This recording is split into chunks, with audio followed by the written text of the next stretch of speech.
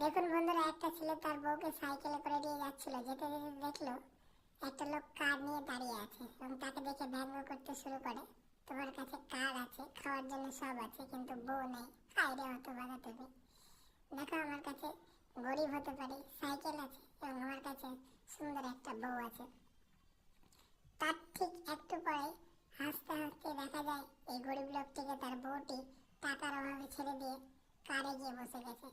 এখন এই লোকটি নিজে আফসোস করতে শুরু করে, হায় রে মানুষ, টাকার জন্য বউটা আমাকে ছেড়ে চলে গেল।